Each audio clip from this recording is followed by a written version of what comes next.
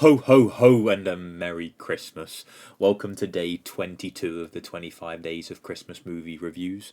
Again, I hope everyone's having a lovely Christmas and a lovely December time and getting into the Christmas spirit by watching all these lovely Christmas films. So today we're here for the 1996 Christmas holiday family film, Jingle All the Way. So let's get cracking.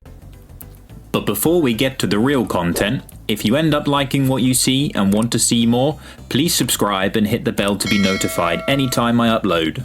So, Jingle All the Way. This, up until watching Klaus, used to be my favourite Christmas film. Now, you might be thinking, Ben, this isn't the best Christmas film. You've certainly covered others that are more highly regarded, highly rated, and overall probably better films. So why is this your second favourite Christmas film? And it's exactly because it's a guilty pleasure. I love it. I like the hilariousness of Arnold Schwarzenegger as Howard. I like Sinbad as Myron. He's hilarious. Ted is one of my all-time most hated characters in all of cinema. I hate that motherfucker so much. I mean, Jake Lloyd as Jamie is really, really good. So there's lots of there's a ton of great things to say about this film, despite it being not good. So if you've not watched Jingle All the Way and you've been living on a rock, essentially Arnold Schwarzenegger, let's do that, is a dad in a Christmas film. So obviously he is not a nice person. He hasn't been hanging out with his family and whatnot. Jamie, the son, he wants a Turbo Man doll. What every kid wants.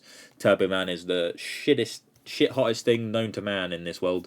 So Howard couldn't get him a Turbo Man, so he decides on Christmas Eve to get him a Turbo Man doll, and it ends up being just some wacky adventure going through lots of things just to try and get him a Turbo Man doll, which ends up him being Turbo Man in the sort of Christmas Day parade, and he ends up getting a Turbo Man doll, which he nicely donates to Myron so he can give to his son. So Myron's a mailman in the film, and he's the antagonist, if you like. He gets up to stuff with Howard throughout the film.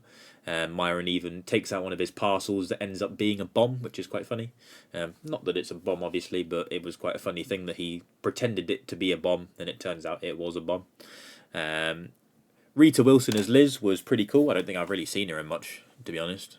She's just someone that I just know from Jingle All the Way, and I don't think I've seen her in anything else.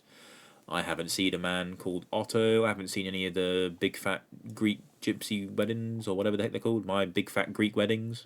No, to be fair. She's in Mamma Mia, but I don't really recall what she's in Mamma Mia. Yeah, no, I don't think I've seen her in anything else, really, other than Mamma Mia, but I wouldn't be able to tell you what she is in Mamma Mia. I think I've seen Raise Your Voice. But again, she's not one of the first build cast, so again, wouldn't know. But we digress. Jingle All the Way. What I think I love about Jingle All the Way is that Sinbad, who plays Myron, essentially improvises a lot of his lines, and the same with Arnold Schwarzenegger when they're conversing, and I always find that hilarious just because it's such play on words. They play off each other really well, and I find their comedy quite hilarious in this film. It's something that I enjoy quite a lot. I like that it has one of my favourite quotes in all of cinema, which is "Put the cookie down now." Arnold Schwarzenegger is a hilarious man to watch when it's not in sort of commando predator action films. I just find his mannerisms and the way he talks just goofy in all the right ways. But no, it has a ton to like about it. I think if you don't take this film seriously, it has a lot to love and a lot to really like. The film looks pretty much great all throughout. It came out in 1996, so the year I was born, so it's a film that's, again, close to my heart as well. It seemed to be not a box office like smash hit, but it certainly made more than its budget, so that's good. And it just has a lot of dynamics. Of course, it has the dad not being there for the son and the family, and that gets rekindled by the end, which is great. It feels all Christmassy. I like seeing all the shop stuff and just the Christmas manicness and things like having like Christmas like radio giveaways, having shops get restock of items and stuff. It's just a element that you don't see all too often in Christmas films, which I think speaks to wonders. I think it's a bit like satire in a way. I think it's a film that did well by accident. I don't think by any means it's intended to be a good film. I think the end CGI stuff with Turbo Man and the special effects around that look very, very dated and don't look very good. But despite that, the rest of the film is enjoyable to watch and holds up quite well. The soundtrack's pretty alright, to be fair, nothing special. And, you know, it has some really cool characters with Turbo Man, Dementor, who's the villain, and then Booster, who's Turbo Man's sidekick. And everyone hates Booster, but honestly, I reckon if this was real toy line, if Booster was a different colour, it'd probably look cooler. But I fully remember loving this film as a kid. I love it even now, and I wanted to save it towards one of the end films for me to watch. I loved Power Rangers as a kid, and Pokemon and Digimon and Yu-Gi-Oh! And I still love them all now. And I remember as a kid just wanting to get new Pokemon games, Pokemon toys, new Power Ranger toys, and things. So I can fully appreciate being a kid. Obviously, because I've been a kid and whatnot. But like, I like seeing it on screen.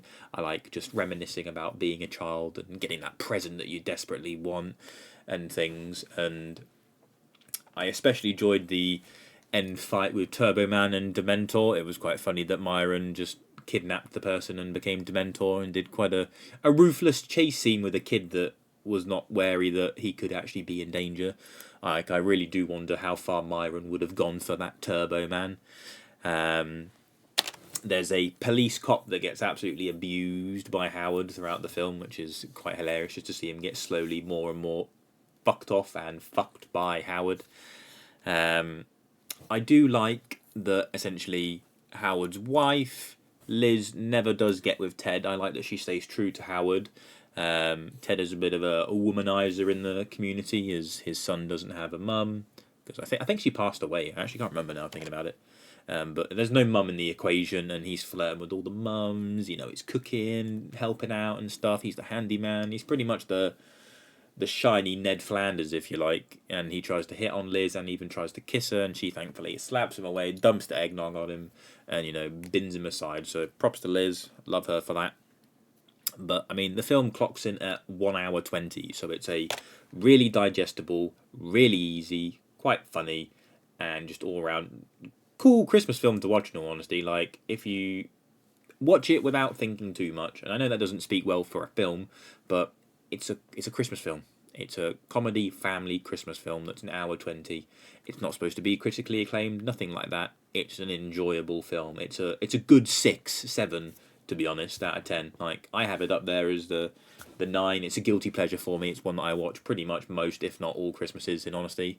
And saying that, throughout every time that I have watched this film, I have never watched to the end of the credits, and it was only because I was rewatching it on Disney Plus that I sometimes just like skipping to the end anyway because it gets it off the watch list, that I found out there's a flipping end credit scene where, like, Liz is all like, oh, I love how you love Jamie so much. Ooh, it speaks wonders to how much you love him and care for him. Now I can only imagine what you got me. And then he turns to the camera and is like, ah, and stuff. So that's really cool to find. I love that I've been able to find that in a film that I've watched for a large portion of my life. It's always really cool to find things like that. Like, I like Arnold Schwarzenegger in The Kindergarten Cop. That's another guilty pleasure film for me. I really want to watch him in The Last Action Hero, I think it is. And I think he did a couple of other films like that. I think, you know, they're a style of film, you know, 90s. I've talked about it all the time on here. Like, late 70s, 80s, 90s, and up to like 2007. That's my jam for films, especially in the 90s and 80s. So yeah, again, I want to just wish everyone a Merry Christmas and things and a Happy New Year. I hope you're all having a good time. Thank you for the people that have tuned in this year with the channel. I'll do a bigger video on that, probably for the Christmas Day / after Christmas Day. I might just go over like what I found doing this. You know, it's been a very big thing. It's been quite hard, I won't lie to you, doing this 25 days.